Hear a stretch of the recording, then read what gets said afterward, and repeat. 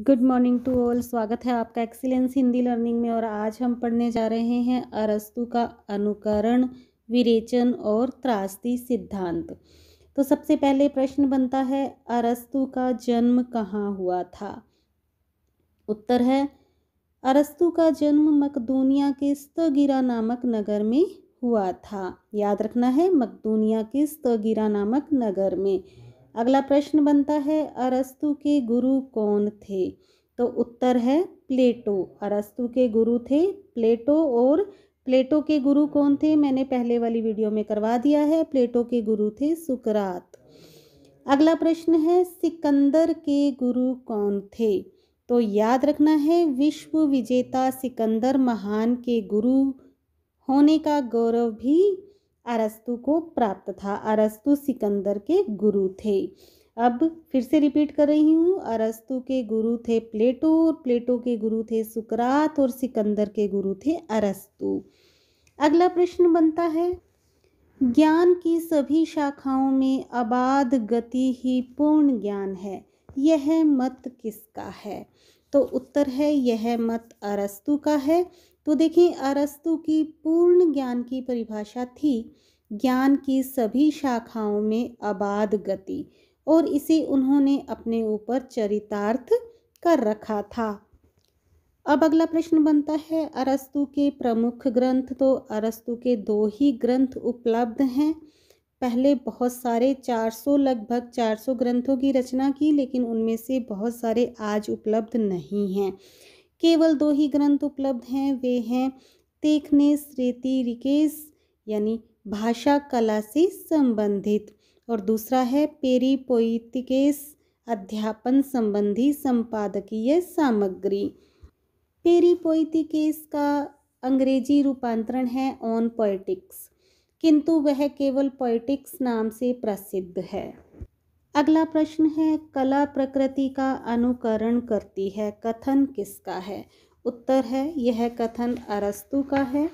अरस्तु ने कहा कि art is the imitation of nature, अर्थात कला प्रकृति का अनुकरण है। अरस्तु ने अनुकरण शब्द अपने गुरु प्लेटो से ही लिया है, किंतु उन्होंने अनुकरण के संदर्भ में अपने गुरु प्लेटो की मान्यताओं के बिल्कुल विपरीत मतों को स्थापित किया है। प्लेटो के उपरोक्त अनुकरण सिद्धांत में अरस्तु ने अपनी कल्पना के माध्यम से नया रंग भरते हुए सूक्ष्म दृष्टि से विचार किया। अरस्तु ने काव्य को सौंदर्यवादी दृष्टि से देखा और उसे दार्शनिक, राजनीतिक तथा नीति शास्त्र के बंधन से मुक्त किया। अगला प्रश्न बनता है, अरस्तु के अनुसार अनुकरण का विषय है। तो उत्तर है कार्यरत मनुष्य, अर्थात कार्यरत मनुष्य जो है वह अनुकरण का विषय है। अगला प्रश्न बनता है, अरस्तु ने दुखांतक के कितने अंग माने हैं? तो ध्यान में रखना है, अरस्तु ने दुखांतक के 6 अंग माने हैं, जो कि सीक्वेंस वाइज भी यही रहेंगे। सबसे पहले कथानक, फिर चरित्र, फिर विचार, पद योजना, दृश्य और गीत। तो ध्यान में रखना है, इनमें कथानक, चरित्र और विचार अनुकरण के विषय हैं।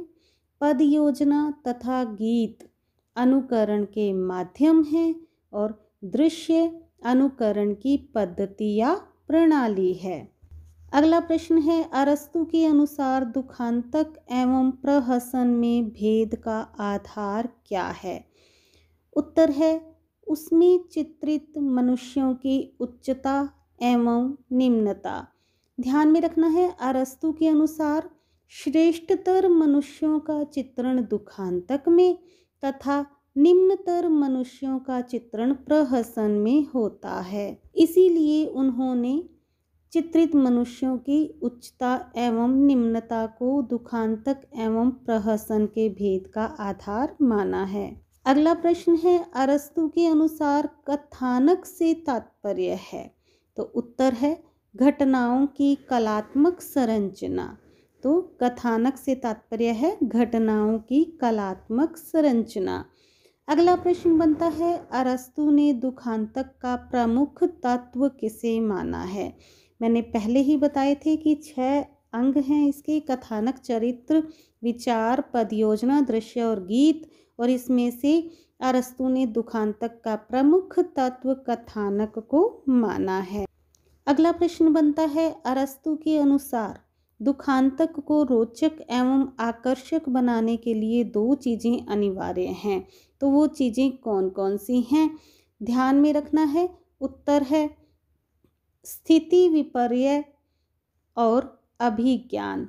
स्थिति विपर्य अर्थात विपरीत, स्थिति का विपरीत प्रतिकूल हो जाना, और अभिज्ञान अनइग्नोरेसिस, ये दो हैं जो स्थिति विपर्य और अभिज्ञान, ये दोनों चीज़ें दुखांतक को रोचक एवं आकर्षक बनाने के लिए अनिवार्य हैं। अगला प्रश्न बनता है, अरस्तु के अनुसार पूर्ण कथानक है। उत्तर है जिसमें आदि, मध्य और अवसान हो, वही पूर्ण कथानक है। अगला प्रश्न बनता है, अरस्तु के अनुसार कथानक कैसा होना चाहिए? उत्तर है गंभीर, पूर्ण तथा विस्तृत। अगला प्रश्न बनता है, अरस्तु के अनुसार सौंदर्य की पहली शर्त है। तो ध्यान में रखना है कि अरस्तु ने शिव की अपेक्षा सौंदर्य की ओर अधिक बल दिया और उन्होंने काव्य में प्रकृति और कला के तत्वों का पारस्परिक अनुपात निर्धारित करने का प्रयत्न किया है। तो उत्तर ध्यान में रखना है, अरस्तु के अनुसार सौंदर्य की पहली शर्त है अनुपात। और अरस्तु के अनुसार कथानक का विस्तार भी कैसा होना चाहिए? आनुपातिक होना चाहिए।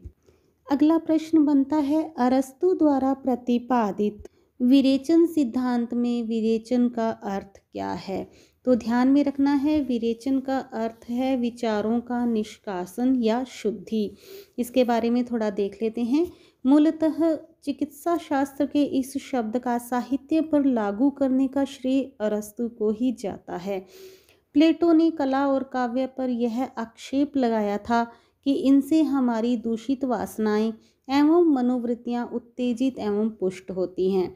संभवतः इसी का खंडन करने के लिए अरस्तु ने प्रतिपादित किया कि कला और साहित्य के द्वारा हमारे दूषित मनोविकारों का उचित रूप से विरेचन हो जाता है, अतः वे समाज के लिए हानिकारक नहीं हैं।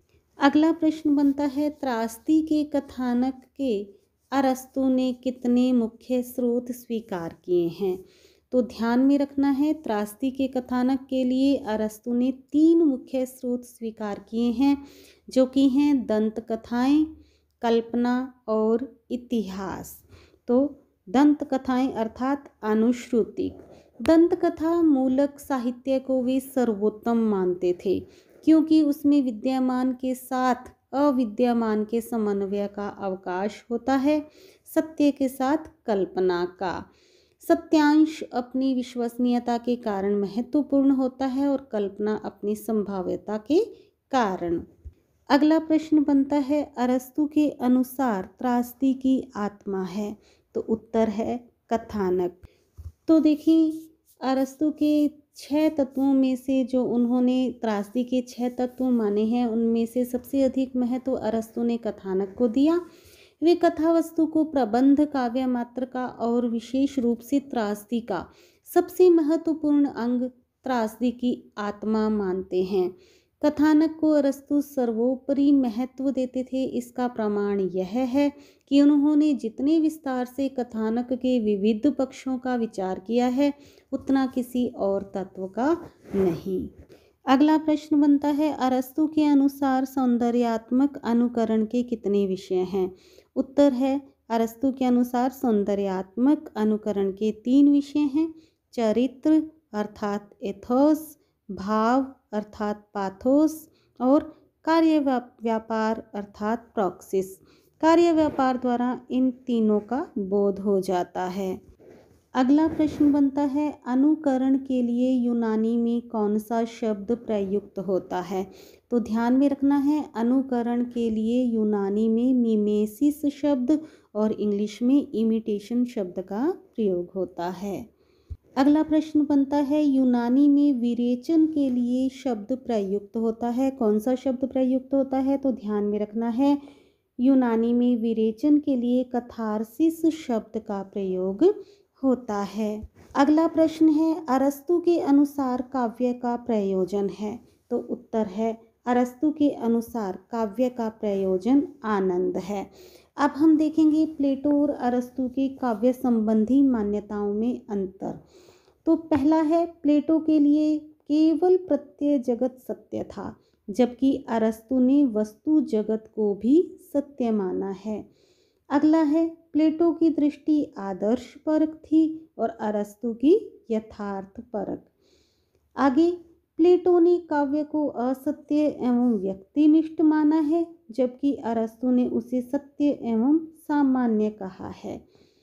अगला है, प्लेटो ने अनुकरण का संबंध वस्तु से जोड़ा था और अरस्तु ने अनुकरण का संबंध कार्य व्यापार से जोड़ा।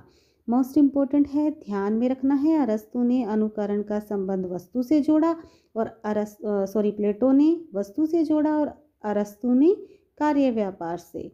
अगला है, प्लेटो ने कवि को अनुकर्ता माना है, जबकि अरस्तु ने उसे निर्माता कहा है। प्लेटो ने कवि को अनुकर्ता माना है और जबकि अरस्तु ने कवि को निर्माता माना है।